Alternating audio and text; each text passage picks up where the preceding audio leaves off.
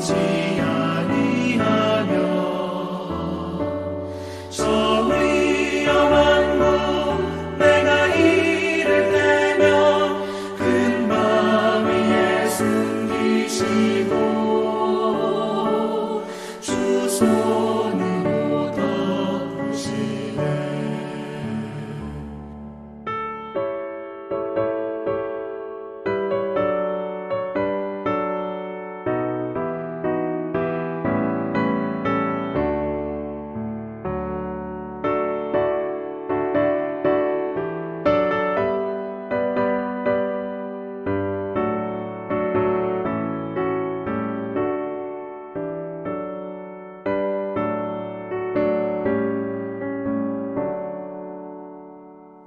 측량 못할 은혜로 채우시며 늘 성령에 감화주사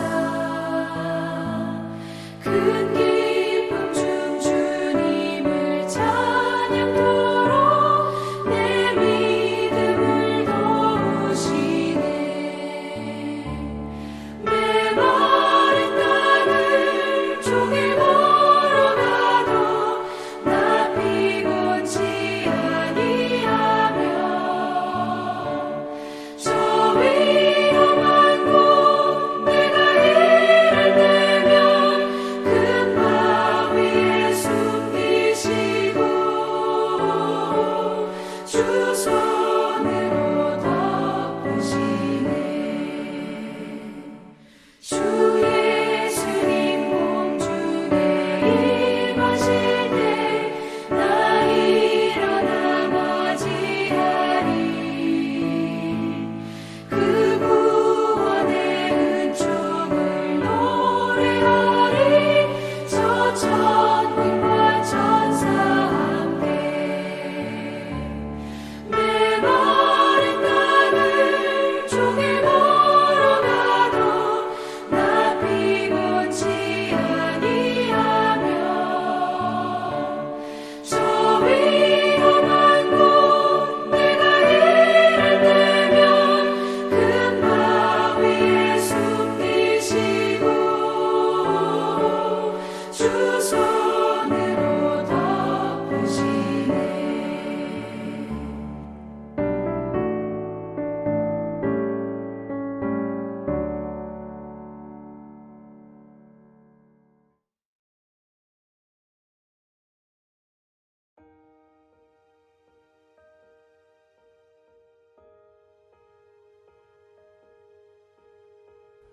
여호와께 피하는 것이 고관들을 신뢰하는 것보다 낫도다.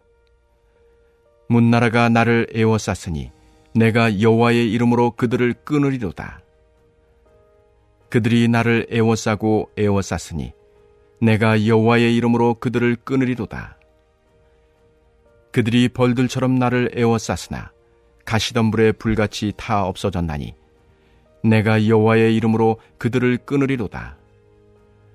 너는 나를 밀쳐 넘어뜨리려 하였으나 여호와께서는 나를 도우셨도다. 여호와는 나의 능력과 찬송이시오 또 나의 구원이 되셨도다. 의인들의 장막에는 기쁜 소리, 구원의 소리가 있으며 여호와의 오른손이 권능을 베푸시며 여호와의 오른손이 높이 들렸으며 여호와의 오른손이 권능을 베푸시는도다. 내가 죽지 않고 살아서 여호와께서 하시는 일을 선포하리로다. 여호와께서 나를 심히 경책하셨어도 죽음에는 넘기지 아니하셨도다. 내게 의의 문들을 열지어다. 내가 그리로 들어가서 여호와께 감사하리로다. 이는 여호와의 문이라. 의인들이 그리로 들어가리로다. 주께서 내게 응답하시고 나의 구원이 되셨으니 내가 주께 감사하리이다. 건축자가 버린 돌이 집 모퉁이의 머릿돌이 되었나니 이는 여호와께서 행하신 것이요 우리 눈에 기이한 바로다. 이날은 여호와께서 정하신 것이라. 이날에 우리가 즐거워하고 기뻐하리로다. 여호와여 구하옵나니 이제 구원하소서. 여호와여 우리가 구하옵나니 이제 형통하게 하소서. 여호와의 이름으로 오는 자가 복이 있음이여 우리가 여호와의 집에서 너희를 축복하였도다. 여호와는 하나님이시라. 그가 우리에게 빛을 비추셨으니 밧줄로 절기 제물을 제단불에 맬지어다. 주는 나의 하나님이시라. 내가 주께 감사하리이다. 주는 나의 하나님이시라. 내가 주를 높이리이다. 여호와께 감사하라. 그는 선하시며 그의 인자하심이 영원함이로다. 여러분, 다보스 포럼이라고 들어보셨습니까? 전 세계 유명 인사들이 모여서 경제 성장, 기후 변화 같은 굵직한 현안들을 논의하는 국제기구인 세계경제포럼이 매년 열고 있는 회의죠. 그런데 이 포럼이 몇 해 전에 전 세계 주요 기업들을 조사해서 흥미로운 보고서를 하나 발표합니다. 요즘 기업들이 인재를 뽑을 때 가장 중요하게 보는 역량이 무엇인가에 관한 보고서였는데요. 1위가 분석적 사고, 2위가 회복 탄력성이었습니다. 전 세계 내놓으라 하는 기업의 CEO들이 한 자리에 모여서 내놓은 결론이 멘탈이 강해야 한다, 이것이었다는 거죠. 화려한 스펙, 최신 기술도 좋지만 넘어졌을 때 다시 일어서는 힘이 없다면 쌓아온 모든 것은 무용지물이 되기에 멘탈을 강조했던 게 아닌가 생각해 봅니다. 여러분, 회복 탄력성 들어보셨지요? 넘어졌다가도 다시 일어서게 만드는 힘입니다. 이 능력은 직장 생활에 있어서만 필요한 역량이 아니죠. 누구에게든지 어디에서든 무엇을 하든 꼭 필요한 능력입니다. 그도 그럴 것이 인생을 살다 보면 누구나 실패할 때가 있죠. 예상하지 못한 질병을 만날 때가 있고 관계가 무너질 때도 있고 사업 문제 등 여러 문제로 인해 삶이 흔들리는 때도 있습니다. 하지만 그럴 때마다 우리가 회복 탄력성을 지니고 있다면 좌절하고 주저앉기보다는 다시 마음을 다잡고 고난을 통해 배워가면서 삶에 찾아온 어려움을 오히려 앞으로 나가게 하는 디딤돌로 삼아 다시 일어서서 이전보다 더 단단한 사람으로 성장하게 되겠지요. 그런 점에서 현대사회는 회복 탄력성을 가리켜서 시대를 살아가는 데 꼭 필요한 역량으로 평가하는 게 아닐까 생각해 봅니다. 실제로 회복 탄력성이라는 개념은 많은 사람들의 관심을 받았죠. 지금도 그렇습니다. 이유는 분명합니다. 누구나 어려움 앞에 쉽게 무너지지 않고 다시 일어설 수 있게 하는 힘을 간절히 원하기 때문에 그렇습니다. 이에 회복 탄력성에 대한 연구의 권위자로 널리 알려진 앤 메스튼 박사는 회복 탄력성을 어떻게 기를 수 있는가에 대하여서 다음과 같은 취지로 설명합니다. 회복 탄력성은 타고나는 능력이 아니라 삶 속에서 반복되는 도전과 그것을 극복하는 경험을 통해 길러지는 능력입니다. 이 말은요, 작은 어려움을 피하지 않고 하나씩 마주하며 극복해 나갈 때 사람은 점차 더 큰 어려움도 감당할 힘을 얻게 된다는 뜻이기도 합니다. 그런데 여러분, 이 회복 탄력성이라는 표현은 현대기에 등장했지만 놀랍게도 성경은 이미 수천 년 전부터 사람이 어떻게 해야만 무너지지 않고 다시 일어설 수 있는지를 말씀하고 있습니다. 다만 그 개념이 세상 것과 결정적으로 다른 것이 하나 있는데 세상은 회복 탄력성을 그 힘을 길러야 한다라고 말하는 반면에 성경은 그 힘의 근원이 어디 있는지를 알아야 한다라고 말하고 있다는 거죠. 세상은 회복 탄력성을 내 안에서 찾으라 말하지만 성경은 그 힘의 근원을 하나님에게서 찾으라 말하고 있다는 겁니다. 그러면서 성경은 하나님을 향한 전적 의존을 강조하고 있는 거죠. 오늘 우리가 함께 살펴볼 시편 118편의 저자가 전하는 이야기가 바로 이와 같습니다. 그는 사람들에 의해 애워쌈을 당하고 넘어뜨림을 당하면서도 낙심하기는커녕 오히려 확신에 찬 목소리로 이렇게 외치고 있습니다. 본문 8절, 9절 말씀을 함께 읽도록 하겠습니다. 여호와께 피하는 것이 사람을 신뢰하는 것보다 나으며 여호와께 피하는 것이 고관들을 신뢰하는 것보다 낫도다. 아멘. 무엇이라 말합니까? 어렵고 힘든 감당할 수 없는 상황에 직면하거든 누구를 신뢰하라? 사람을 신뢰하기보다 고관들을 신뢰하기보다 누구를 신뢰하라? 하나님을 신뢰하라. 하나님께 피하라 외칩니다. 여기서 보면 고관들이 등장하죠. 쉽게 말해 힘 있는 사람들입니다. 오늘날로 치면 재력 있는 사업가, 인맥 넓은 정치인, 엄청난 수의 팔로워들을 거느리고 있는 인플루언서쯤 되겠지요. 저자는 왜 고관들을 언급할까요? 아무리 권세가 크고 능력이 뛰어난 사람들과 가깝게 지낸다고 한들, 그런 사람들의 힘과 영향력을 의지한다고 한들 진정한 삶의 회복을 경험할 수 없다는 것을 이야기하고 싶었던 거겠지요. 다시 말해 회복의 진짜 힘은 사람에 있지 않고 오직 하나님께 있다는 사실을 전하고 있는 것입니다. 생각해 보면 우리는 힘과 영향력이 있는 사람을 보면 저들은 흔들리지 않는 삶을 살 것이라고 의례 생각하곤 하지요. 하지만 현실은 그렇지 않습니다. 그들도 우리와 똑같이 두려워하고 염려하고 상처받으며 살아갑니다. 아무리 큰 권세와 능력을 지녔다 할지라도 결국 사람일 뿐인 거지요. 그런 사람이 다른 사람의 인생을 근본적으로 회복시킨다? 불가능합니다. 그래서 오늘 본문 속 저자는 사람을 의지할 것이 아니라 회복의 근원이 되시는 하나님을 의지하라 말씀하고 있는 것입니다. 이제 본문 10절에서 12절까지의 말씀 함께 읽도록 하겠습니다. 문 나라가 나를 애워쌌으니 내가 여호와의 이름으로 그들을 끊으리로다. 그들이 나를 애워쌌으니 내가 여호와의 이름으로 그들을 끊으리로다. 그들이 벌들처럼 나를 애워쌌으나 가시덤불에 불같이 타 없어졌나니 내가 여호와의 이름으로 그들을 끊으리로다. 아멘. 여기서 우리는 본문 속 저자의 모습이 앞서 앤 메스튼 박사가 말했던 회복 탄력성의 원리와 정확히 맞닿아 있는 것을 보게 됩니다.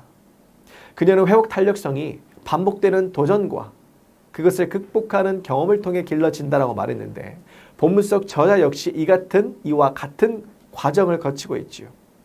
저자는 애워쌌으니 벌들처럼 나를 애워쌌으나 라고 표현하면서 끊임없이 밀려오는 위협을 세 차례에 걸쳐서 묘사합니다.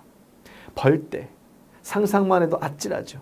사방에서 윙윙거리며 쏘아댄다라고 여러분 생각해 보세요. 한 방도 아니고 2중, 3중으로 몰려오는 겁니다. 그런데 10절, 11절, 12절에 보니 그때마다 저자는 어떻게 반응했습니까? 내가 여호와의 이름으로 그들을 끊으리로다. 이 고백이 3번 반복됩니다. 위협이 3번 몰려올 때 그의 고백도 정확하게 3번 반복되죠. 우연이 아닙니다. 얼떨결에 내뱉은 말이 아닌 거죠. 그는 위협이 찾아올 때마다 하나님의 이름을 불렀던 겁니다. 자신의 힘을 의지하는 게 아니라 다른 힘 있는 자를 의지하는 것이 아니라 하나님의 이름을 부르며 하나님을 의지하더라는 거지요. 그에게는 하나님은 어떤 위협보다 항상 크시다는 믿음이 있었던 겁니다. 그래서 위협이 닥쳐올 때 두려움이 아니라 믿음을 선택했고 낙심과 좌절이 아니라 하나님의 이름을 선택했던 거죠. 결국 그 선택이 그를 승리하게 하였던 겁니다. 그럼 여러분은 어떻습니까? 인생에서 누군가에 의해 애워쌈을 당했을 때 어떤 상황이나 문제로 사방이 막힌 것 같은 순간을 경험했을 때 그때마다 여러분은 누구를 가장 먼저 떠올리시고 찾아가셨습니까? 사람입니까? 혹 내 경험입니까? 능력입니까? 아니면 하나님이십니까? 혹시 지금껏 사람을 우선해서 찾는 모습으로 살아오셨다면 오늘 말씀 앞에서 생각과 태도를 돌이키시길 바랍니다. 하나님의 이름을 먼저 부르며 하나님께 나아가시기를 바랍니다. 그럴 때 하나님은 우리에게 두려움이 아니라 담대함을 주시고 넘어져도 다시 일어설 힘을 공급해 주실 줄로 믿습니다. 이러한 참된 회복의 길로 인도하시는 하나님을 붙드시는 여러분 모두가 되시기를 간절히 소망합니다. 이제 본문 22절과 23절의 말씀을 함께 읽도록 하겠습니다. 건축자가 버린 돌이 집 모퉁이의 머릿돌이 되었나니 이는 여호와께서 행하신 것이요 우리 눈에 기이한 바로다. 아멘. 여기서 우리가 주목해야 할 표현이 22절에 건축자가 버린 돌입니다. 이 돌은 건축가들이 쓸모가 없다. 건축 재료로 사용할 수 없다고 판단해서 밖으로 내다 버린 돌이죠. 그런 돌을 가리킵니다. 사람들에게는 아무런 가치도 인정도 받지 못한 돌인 거지요. 그런데 하나님은 그런 쓸모없는 돌을 가지고 어떻게 행하십니까? 사람들이 내다 버린 바로 그 돌을 건물 전체를 떠받치는 가장 중요한 돌, 머릿돌로 세우시더라는 거예요. 사람이 버린 돌을 하나님은 가장 귀한 돌로 세우시더라는 겁니다. 여러분, 이것이 하나님께서 행하시는 참된 회복입니다. 세상이 말하는 회복은요, 어려움을 이겨내며 이전보다 더 단단한 사람으로 성장하는 것이죠. 물론 이것도 귀한 변화입니다. 그러나 성경이 우리에게 말씀하는 회복은 거기에서 멈추지 않죠. 하나님은 우리를 조금 더 단단한 사람으로 만드는 것에서 그치지 않으십니다. 설령 세상에서 쓸모없는 존재로 소외되고 버려졌을지라도 하나님은 우리에게 이렇게 말씀하신다는 거예요. 너는 결코 버려진 존재가 아니란다. 너는 내게 너무도 소중한 존재란다. 내가 너를 귀하게 사용할 거란다. 여러분, 이 음성이 오늘 여러분의 마음 깊은 곳까지 들리기를 소망합니다. 여러분, 오늘 우리는 진짜 회복 탄력성이 무엇인지를 시편 118편을 통해 살펴보았습니다. 세상은 회복 탄력성을 너 안에서 길러내라라고 말하죠. 그러나 본문 저자는 여러 번 넘어지면서도 다시 일어설 수 있었던 자신의 이야기를 전하면서 내가 이렇게 일어설 수 있었던, 다시 일어설 수 있었던 비결은 내 의지가 강해서가 아니라, 내 노력이 남달라서가 아니라, 나를 붙들었기 때문이 아니라 하나님을 붙들었기 때문이라고. 그랬더니 하나님께서 자신을 다시 일으켜 세워주셨다라고 고백합니다. 바로 이 저자의 고백이 우리 모두의 고백이 되어서 저자가 경험했던 하나님의 손길을 우리 모두도 경험하게 되기를 소망합니다. 이를 위하여서 여러분, 우리는요, 어떤 상황에서도 하나님의 이름을 붙들어야 합니다. 낙심이 3번, 4번, 10번 몰려와도 그때마다 하나님의 이름을 부르십시오. 그것이 우리 안에 영적 회복 탄력성을 자라게 하는 훈련이 될 것입니다.